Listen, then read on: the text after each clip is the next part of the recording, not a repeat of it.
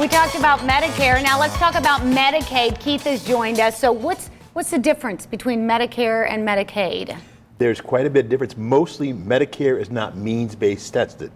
If you have a high income, you may pay a higher premium. Medicaid is very much means-based tested. And unfortunately, many people equate Medicaid with welfare. And there are actually 1.9 million people on Medicaid in Indiana. But I didn't know that. I did not know that. Yeah, there was a new law that went into effect in Indiana back on June 1, 2014. You may have heard of it. The Affordable Care Act, Obamacare. I have heard of that one. Yes. That's Medicaid expanded. And so what happens right now, Indiana actually has a plan to help people age in place. You're going to hear about PACE in a little bit, and that's part of the Indiana plan to age in place. And the idea here is that if you have people who need nursing home level of care, and they don't have long-term care insurance, I actually tell my clients that if you don't have long-term care insurance, the best time to do planning for nursing home care is after you go to the nursing home, which is different than what most people have heard. So we now have Medicaid waivers in Indiana, and this is for people who can be aged or disabled. And if they need help at home or help in assisted living, they can qualify for that help. And there's about 35,000 slots available in Indiana to do that. So these are people who need nursing home level of care, but can be at home. So here's a shocking statistic. Since 2003, there are fewer people in nursing homes today in Indiana than there were in 2003. So despite the fact there's 500,000 more Hoosiers, yes, and they're all getting older all the time, there are fewer people in nursing homes because there's a lot of alternatives to nursing home care. So we have the assisted living waiver program, and there's been 2 specific buildings built in Fort Wayne just for that program. And the idea here is these people meet nursing home level of care, but they could be in assisted living. And they have their own little apartment. They're treated more like they're in independent living as opposed to the nursing home setting. And then we also have waiver services so people can get services at home. So in a husband and wife situation, if one person needs nursing home level of care and their spouse has to go into the nursing home, or they qualify for the waiver program, or they qualify for the PACE program, there's ways the spouse at home gets to keep all the assets. And you can do that afterwards. So just because somebody has MS or Parkinson's or they have Alzheimer's, it's not 100% inheritance tax. So we don't have an inheritance tax in Indiana. But what happens if your spouse has one of those horrible diseases?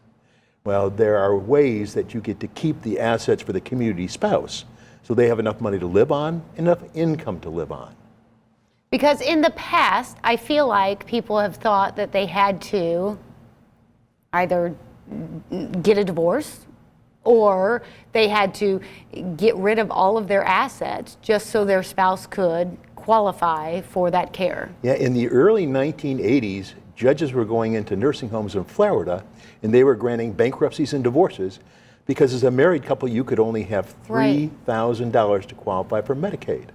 So Congress changed all those rules on September 30, 1989. And they came up with this concept called a snapshot date.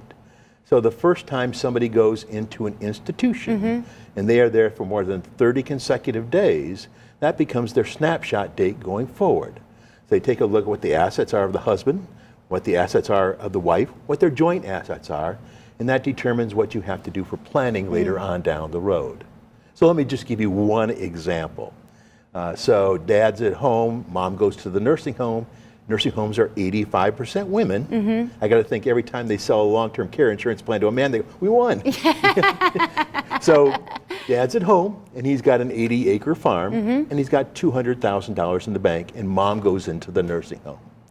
Well, dad has a power of attorney for mom. He deeds the farm into his name, worth $800,000. All of a sudden, the farm doesn't count as an asset because any real estate owned by the community spouse doesn't count, and dad gets to keep all the income from the farm and all of his income. And on the $200,000, he gets to keep half of that, subject to a maximum and a minimum. But if he takes that $100,000 and he puts it into an annuity, annuitizes over a 5-year period, she's eligible for Medicaid the first day of the next month. Her income will go to help pay for her care, but the nursing home's not going to take their house. Right. They're not going to take all of their assets as long as you do planning. So we talked about how you enroll in Medicare a little bit. How do you enroll in Medicaid? Is it the same kind of process? Not at all. It of course not. Couldn't be more different, and it is very complicated process. In Indiana, the FSSA runs the Medicaid program, and there are offices here. You go down to the Medicaid office, they have certain forms. You have to be an authorized representative in order to be able to file a Medicaid application for someone. And there's very, very complicated rules that change all the time. So you really need a little bit of professional guidance. There are a lot of elder law attorneys around that help people kind of navigate the dangerous waters of Medicaid. And that's really what we should do. If we're in that situation, we really should seek advice specifically from an elder law attorney, right? Yes, you need to. And even the PACE program is even more complicated than that and has lots of other different rules. But it is a wonderful program. I can't tell you how proud I am to be part of the Aging Services and be associated with having a PACE program in Fort Wayne.